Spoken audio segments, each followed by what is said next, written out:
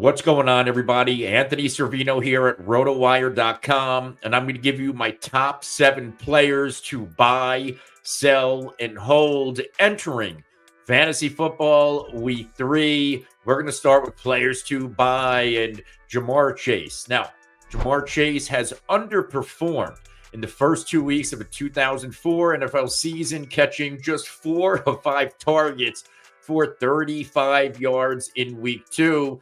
Yeah, 13.9% target share. And let's face it, the Bengals offense has struggled to get Ja'Marr Chase involved early, and Joe Burrow has been leaning on the tight end position early and often.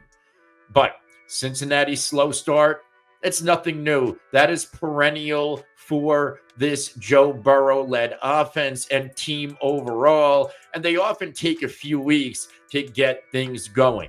Ja'Marr Chase's lack of production is not due to a drop-off in talent. It's not injury-related, but I think he just needs to adjust to the new offensive scheme with Brian Callahan now with the Tennessee Titans. And we also have to factor in that Ja'Marr Chase did not play at all or practice this offseason because of the contractual holdout. Now, here's some reasons to buy into Ja'Marr Chase. Number one, Ja'Marr Chase fantasy managers, they might just want to get rid of him, wash their hands of the situation. They spent a first-round pick on him. He's not giving them early returns. Maybe they're worried about Joe Burrow injury. Maybe they're worried about the slow start, and they're willing to move Ja'Marr Chase where you can pick him up at an immense value, which makes this the perfect time to buy. His value will be the lowest it will be this season and potentially since he's entered the NFL. However, there's an upcoming matchup with the Washington Commanders that you need to be all in on. Look what the Commanders defense have given up through the first few games. Players like Chris Godwin, Mike Evans, Jalen McMillan, Malik Neighbors, Wan'Dale Robinson. They've all feasted on this defunct Commander secondary. And this upcoming game for Ja'Marr Chase, he's going to pop. He's going to remind everybody he's one of the best in the NFL, which means the buy low window is right now. Let's go to another buy, and that is Rhamndre Stevenson from the New England Patriots. And this was a player I was 1 foot in, 1 foot out on. We know Rhamndre Stevenson played in the league 3 years. The one league where he gives us a full healthy season, he's one of the best fantasy running backs. And the other 2 seasons where he's played 12 games apiece, he's been okay, not great, serviceable, but did not return value on his ADP. Now, currently, Rhamndre Stevenson, he's played well through the first 2 games. In fact, he's given us at least 17 PPR points through the first 2 games to start the year. He's also had at least 23 touches in both of those games, and he's gone for at least 90 total yards while going over 120 yards in Week 1. He's also scored a touchdown in both of those matchups. He's got upcoming matchups against the Jets, the 49ers, the Dolphins. All 3 of those defenses, they're okay. They're not great. They're off the slow starts themselves. They're dealing with some injuries. And we know this New England offense, it needs to lean on the running game. It needs to lean on Rhamondre Stevenson to open things up for Jacoby Brissett. And this upcoming matchup against the Jets, Thursday Night Football, it's going to be ground and pound, at least from a New England point of view. We know the Jets like to run the football themselves to open up things for Aaron Rodgers. So this could be another big game upcoming for Ram Stevenson. And if he starts compiling these nice fantasy outings, there is not going to be a buy low window. If I'm trying to get my hands on a quality running back that you could put in your RB2 spot and potentially get back-end RB1 upside on a week-to-week basis. Let's go to another buy, my final buy, Brock Bowers, the tight end. And I'll admit it, I wasn't in on Brock Bowers. I was scared of Devontae Adams. I was scared of the target share. I was scared of the quarterback room. But through the first 2 games, Brock Bowers, he looks as advertised. At least 11.8 PPR points in each of the past 2 games to open a year, popping off for 18.8 PPR points in week 2 in a tough matchup against Baltimore. He's had at least 8 targets in back-to-back games, and this past week, caught 9 for 98. He's even played at least 40 snaps in back-to-back games.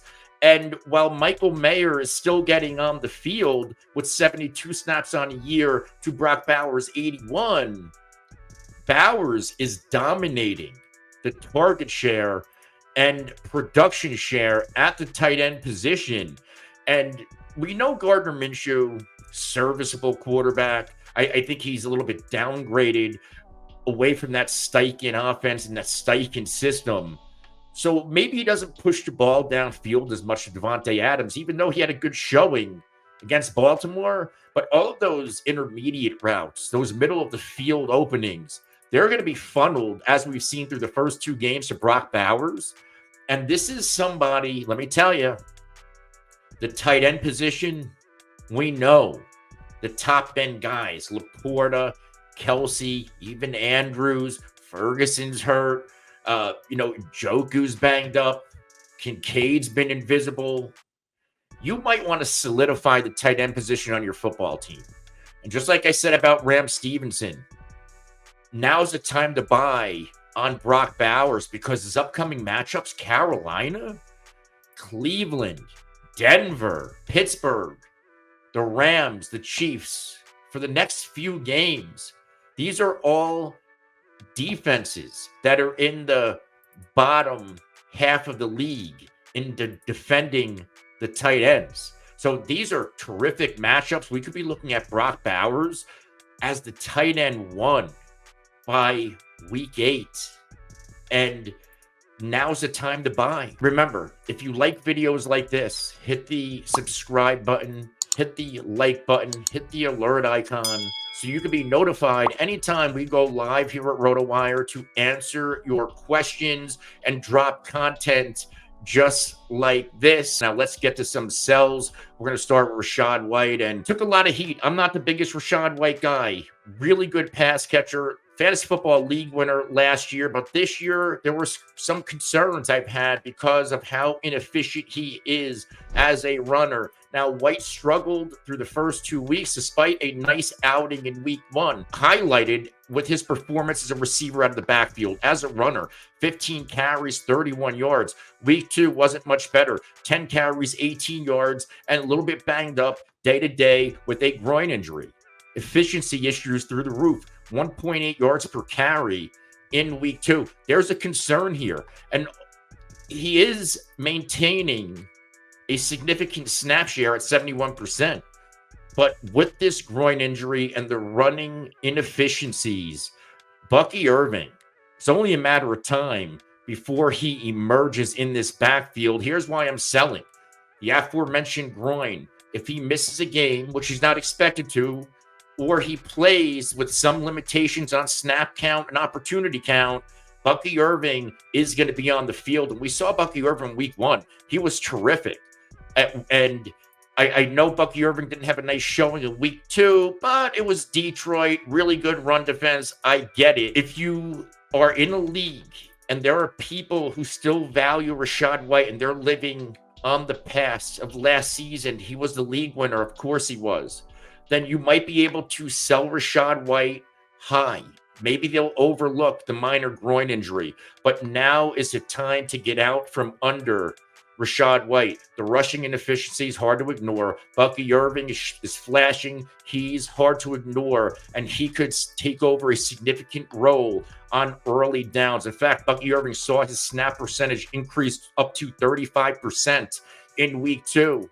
And if he continues to run with more efficiency than Rashaad White, we're going to see that aforementioned significant shift when it comes to rushing opportunities in favor of Bucky Irving. Another player to sell, Rashid Shaheed. I love Rashid Shaheed. 10th round pick, most of the offseason in PPR scoring formats in best ball. And currently Rashid Shaheed, he's breaking out for the Saints. And this Saints offense, it's hard to ignore. Rashid Shaheed caught all 4 of his targets for 96 yards and a touchdown against my Cowboys in week 2. He's the wide receiver 9 through 2 games, averaging 18.6 fantasy points per game. That's outstanding. Meanwhile, there's still Chris Olave, and it's only a matter of time before Chris Olave gets his. But Rashid Shaheed, a significant portion of his fantasy football production has come on 2 big plays, 59-yard and 70-yard touchdowns through the first 2 weeks. Right now, Rashid Shaheed's value is enormous. Why? Well, look at how Derek Carr is playing. Look at how the Saints offense is performing. And that is going to stick in the front of the minds of fantasy managers, and they're going to want a piece of this offense and a piece of Rashid Shaheed. However, the reality is, it is hard for Rashid Shaheed to maintain this level of fantasy production being so big play dependent. He's volatile. He's probably a better play in best ball. And where you can benefit as a Rashid Shaheed fantasy manager, you can sell high early in the year and cash in. Maybe there's a fantasy manager out there. Maybe he drafted T. Higgins. Maybe he drafted Chris Olave. Maybe he drafted Tank Dell.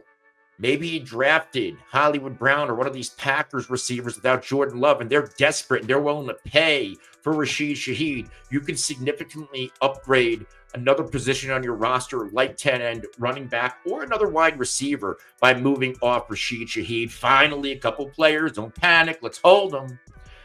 Chris Godwin, my guy. I was all in on Chris Godwin. Me and Jim Coventry on the Rotowire show. We loved Liam Cohen. We love the fact that the rumors, they're going to put Chris Godwin back into that natural power slot role. And through 2 games, Chris Godwin, he's operating as one of the best receivers in football, one of the best fantasy football assets that you can have your hands on. And Godwin, through 2 games, thriving, 65% slot rate. Production has been outstanding, bolstered by outstanding matchups with Washington and Detroit. He is returning immense fantasy value, back-to-back games with at least 22.3 fantasy points, 38 snaps, 7 receptions, 82 yards, a touchdown, and 8 targets. That are his minimums through 2 games in dream matchups. It's going to get tougher. You get Denver and that secondary in week 3, but guess what? Patrick Surtain, he's probably going to be locked up on Mike Evans, which means there's another big game coming for Chris Godwin. Then it opens up. The floodgates open up again.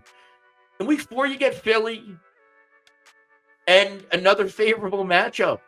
And this Bucs offense looks for real. I get all the worries about Canales leaving, but Liam Cohen, let's not forget, Baker Mayfield had some run with Liam Cohen with the Rams. There's a rapport here. There's an understanding, and Baker Mayfield looks like the real deal, and so does this Tampa Bay offense and Chris Godwin. I get why you want to sell high on Chris Godwin, but let's not forget, early in Chris Godwin's career, when they had Jameis Winston of all quarterbacks, he performed as a top 5 receiver in fantasy points per game. We know this kid has it in him, and I'm not selling Chris Godwin. I think this is for real, and I think there's a realistic chance Chris Godwin, you are drafting him, 6th, 7th round, maybe 5th.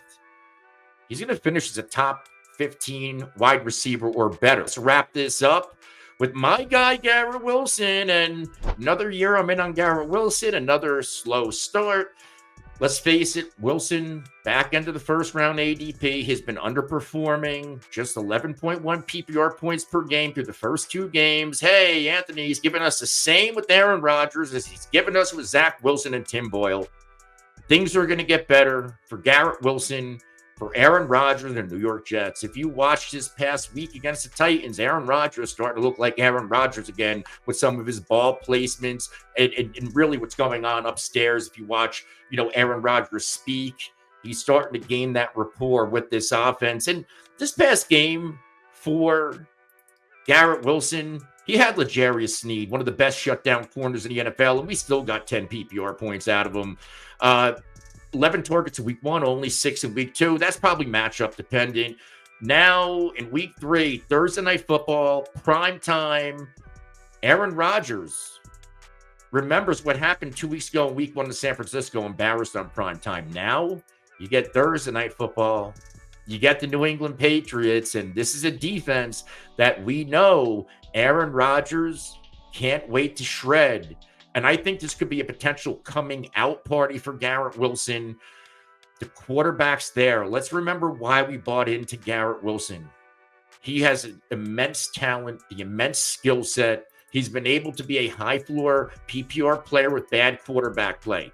Remember, Aaron Rodgers coming off that Achilles injury, might take him a game or two to get going, but once he gets comfortable, and this offensive line, a lot of new pieces, they're veterans, once they get settled, I think this Jets offense is going to be a juggernaut.